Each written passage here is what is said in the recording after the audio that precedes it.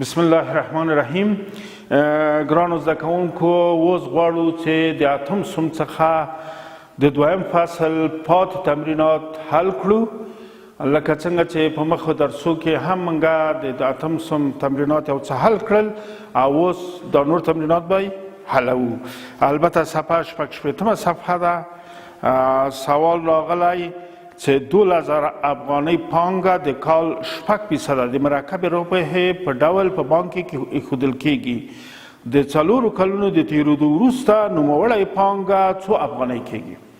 ښه، سوال په تخته نوشته کړو. سوال راغلی چې 2000 افغانۍ پانګه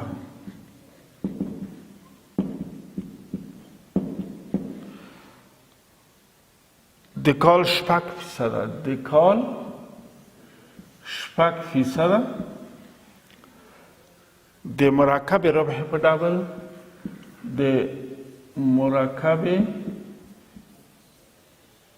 ربح په ډول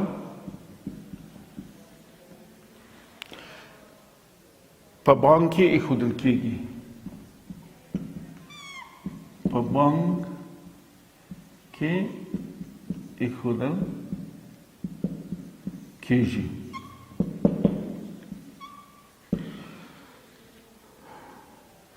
د 4 کلونو د تیرېدو وروسته، د 4 کلونو د تیرېدو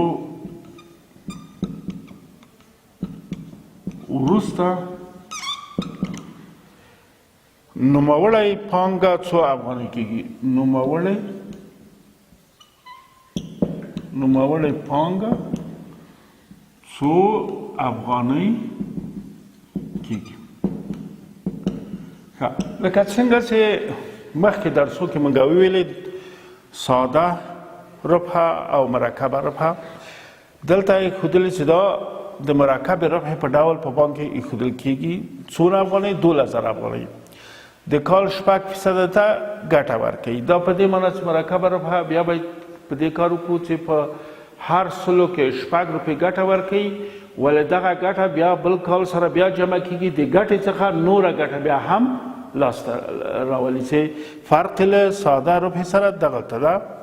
ښه، البته موږ کولی شو چې دا په بل شکل هم حل کړو. په سلو کې 6 روپۍ ګټه ورکوي، په 2000 کې x چې د اول کال سرمایه ګټه پیدا کیږي، له دې سرمایه سره جمع کیږي، په دویم کال سرمایه باندې تبدیلیږي، بیا له 100 نه 6 افغانۍ ګټه ورکوي. هماغه سرمایه څونه ګټه بیا x، یعنی هغه داسې دوامداره یا اوږده طریقه ده. له هغې لارې هم موږ کولی شو دا سوال حل کړو. خو دلته موږ په همغه اساس موږ دلته فرمول ثبوت کړی دی چې فرمول نوشته ده p مساوي کیږي a یو جمع r تقسیم په n توان n ده. p نهایی سرمایه ده، a لومړنۍ سرمایه ده، r نرخ ده و n کلونه دي. البته موږ دلته چای لرو، لومړنۍ سرمایه 2000 لرو چې دلته نوشته کیږي a څو ده؟ 2000. r څو ده؟ 6%. n څو ده؟ 4 کاله. n 4 کاله وروسته څو کیږي. دلته موږ نوشته کوو چې وروسته له 4 کاله فرمول لرو. a څو کیږي؟ 2000 افغانۍ. یو په خپله جمع r څو کیږي؟ 6%. توان څو ده؟ 4. دلته p مساوي کیږي 2000 او یو جمع 6%. په دې معنی چې 6 تقسیم دی 100. موږ پیږو دلته اشاریه ورکو، یو دوه خانه اشاریه ده. دا څو کیږي؟ 0.0 په توان دی 4 کیږي. ځکه دلته موږ لرو څو خانه اشاریه؟ 2 خانه اشاریه و 6 یو 0 ورکو، بل بیرته هغه که په عام تبدیل کړو 6/100 کیږي. ښه، اوس دا موږ نوشته کوو. دلته p مساوي کیږي 2000 او دا کیږي 1 جمع 0 6 په تاوان د څلور یعنې څلور دفعه صفر شپږ یو صفر شپږ یو صفر شپږ دا هم سره جمع کړه یو اشاره صفر شپږ سو څلور دفعې یو دوه درې څلور دفعې ښه اوس موږ دا نوشته کوو چې دغه دوه صفره دغه اشاره له منځه بیا یو سلو شل ضرب یو صفر شپږ دغه یو بل صفر یوه خانه اشاره دا زیاته‌ای یعنی ضرب لس اشاره شپږ او هغه چې دوه عدده نور یو اشاره صفر شپږ ضرب یو اشاره صفر شپږ ښه دلته دولس دغه دوه خانه اشاره دا اشاریه له منځه بوتله یو صفر شپږ سو دا یو صفر یوه خانه اشاره دا پله بوتله لس اشاره شپږ سو دا په خپله ښه دولس ضرب د ده کوو بیا ضرب د ده و بیا ضرب د بالاخره دا دواړه چې ضرب کړه بیا موږ تاسې ضرب د کسر اشار ویلی وروسته لکه دغه قیمت نهایی سرمایه ده څو افغانۍ کېږي دلته یې ویلي ایښودل کېږي د څلور کلونو د تېرېدو وروسته نوموړې پانګه څو دغونه افغانۍ کېږي که ګټه یې څونه کړې له دغه سرمایه له دې نه کمیږي هر څونه چې پاتې سوه همغه یې ګټه ده ښه سوال و چې ویلي و 2000 افغانۍ پانګه د کال 6% د مرکبې روپیې په ډول په بانک کې ایښودل کېږي د څلورو کلونو د تېرېدو وروسته نوموړې پانګه څو افغانۍ کېږي نوموړې پانګه دغه افغانۍ کېږي دا بیا موږ ضرب کړو همدغه پیسې کېږي چې له دې نه که دا تفریق کړو البته دا به موږ زیات وخت نه لرو دلته دا خو تاسې ضربولی شئ دا بیا تاسې ضرب کوئ او بیا همغه نهایي سرمایه لاسته راځي وروسته له 4 کالو څخه ښه دا سوال و په دغه شکل کار کوي سوال داسې راغلی چې که چیرې یو کال مخکې د یو کلي نفوس 600 تنه شمیرل شوی وي او د کلي نفوس د کال 3% زیات شوی وي د کلي اوسنی نفوس څو تنه دی دلته موږ هم دې سوال کې ویلي دي که چیرې یو کال مخکې د یو کلي نفوس 600 تنه شمیرل شوی وي او د کلي نفوس د کال 3% زیات شوی وي د کلي اوسنی نفوس څو تنه دی 3 کاله مخکې 600 تنه و ولې دلته نوشته دي که چیرې یو کال مخکې د یو کلي نفوس او د کلي نفوس د کلي 3% زیات شوی وي د کلي اوسنی نفوس څومره دی یو کال مخکې موږ لرو دا به نوشته کړو که چیرې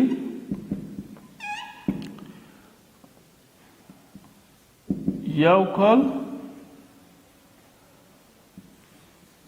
مخکې د یوه کلي نفوس د یوه کلي نفوس 600 تنه شمیرل شوی دی اوس او د کلي نفوس د کال 3% زیات شوی د کلي نفوس د کال 3% زیات شوی دی د کلي اوسنی نفوس څو تنه د کلي اوسنی نفوس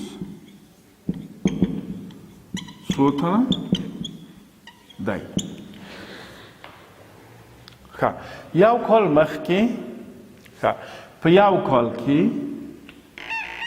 څو په هر سلو کې څو نفره اضافه کېږي 3 نفره په هر سلو کې 3 نفره اضافه شوی اوس دلته یو کال مخکې 600 و ښایي 600 نفرو کې څونه اضافه کېږي اکس دا کېږي 100 ضرب اکس 3 ضرب 600 اکس مساوي کېږي 3 ضرب 600 تقسیم پر 100 دا 2 صفره اکس مساوي 18 ښه اوس 600 جمع 18 دا کېږي 618 کسان کېږي یو کال مخکې د یو کلي نفوس 600 تنه شمېرل سوی، یو کال مخکې. اوس یو کال چې پرې تېر سي بیا 3% زیات سو.